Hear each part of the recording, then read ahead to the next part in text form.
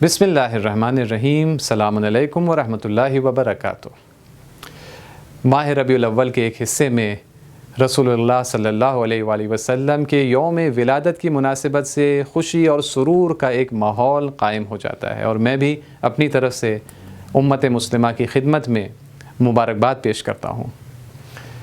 ان ایام میں مسلمان الگ الگ جگہوں پر جلوس برآمد کرتے ہیں، مشاعرے، محفلیں ان کا انعقاد کرتے ہیں، نظر و نیاز کا سلسلہ رہتا ہے، عبادتوں کا، دعاؤں کا سلسلہ رہتا ہے، نئے کپڑے اور خوشیوں کا ایک سلسلہ رہتا ہے۔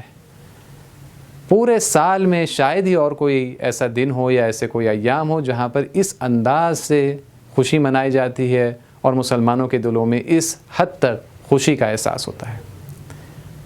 جبکہ شاید یہ سوال ذہن میں آ سکتا ہے کہ رسول خدا ہمارے نبی یہ انبیاء کے سلسلے میں ایک نبی تھے، بے شک عظیم تھے، سب سے عظیم تھے، لیکن ان سے پہلے تقریباً 1,24,000 دوسرے پیغمبر بھی گزر چکے ہیں۔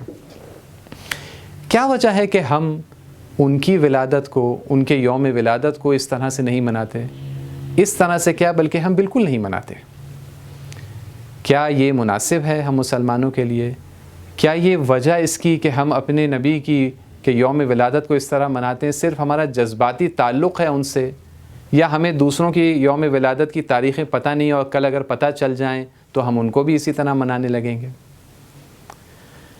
کیا قرآن نے ہم سے یہ مطالبہ نہیں کیا ہے کہ ہم تمام انبیاء کے پر ایمان لائیں اور ان کے درمیان، ان کے انبیاء ہونے کے اعتبار سے ان کے درمیان کسی بھی قسم کے فرق کے قائل نہ ہوں؟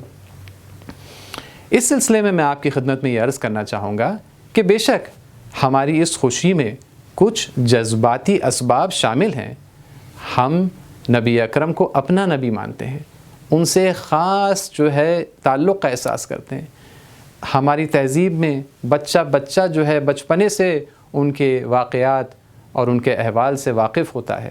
یقیناً ہمارے دل میں جو جذبات ان کے لیے پائے جاتے ہیں اور کسی نبی کے لیے نہیں پائے جاتے، یہ ایک قدرتی سی چیز ہے۔ لیکن ان کے یوم ولادت کو یا ان کی یاد کو اتنا زیادہ منانے کے کچھ دوسرے اسباب بھی پائے جاتے ہیں جو جذبات کے دائرے سے باہر ہیں، بلکہ ان کے پیچھے ایک حکمت اور ایک فلسفہ پایا جاتا ہے، اور میں بہت ہی مختصر آپ کی خدمت میں ان میں سے ایک کی طرف اشارہ کرنا چاہتا ہوں۔ دیکھیے ناظرین، تمام انبیاء ہدایت لے کر آئے، تمام انبیاء نے مجاہدتیں کی، قربانیاں دیں، بعض اس میں اولو العزم تھے، بعض آسمانی کتابیں بھی لے کر آئے، اس میں کوئی شک نہیں ہے۔ لیکن ہمارے نبی اکرم کے ذریعے خداوند متعال نے ایک ایسا کام کیا جو کسی دوسرے نبی کے ذریعے نہیں کیا، اور وہ یہ ہے کہ خدا نے ہمارے رسول کے ذریعے بشریت، انسانیت کی تاریخ کو 2 حصوں میں تقسیم کر دیا۔ توجہ کا طالب ہوں، ہمارے نبی کے ذریعے تاریخ 2 حصوں میں تبدیل ہو گئی۔ ایک تاریخ وہ تھی ان سے پہلے اور ایک تاریخ ان کے بعد۔ فرق کیا ہے ان 2 حصوں میں تاریخ کے؟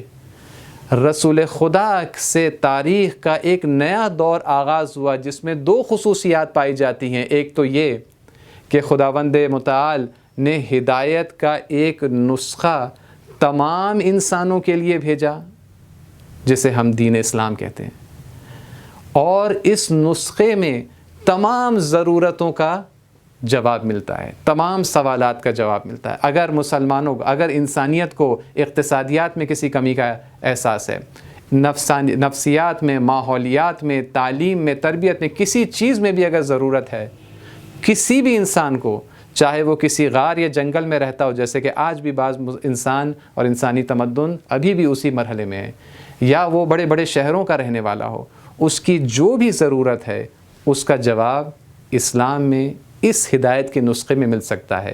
ہمارے نبی سے پہلے کبھی ایسا فراہم نہیں ہو سکا۔ تو اس کی وجہ سے اگر ہم ان کی ولادت کا جشن اتنا زور سے مناتے ہیں تو اس کے پیچھے حکمت ہے کہ ہم انہیں پہچانوانا چاہتے ہیں دوسرے قوموں کے سامنے، تاکہ ان کے بھی ہدایت کے اسباب فراہم ہو۔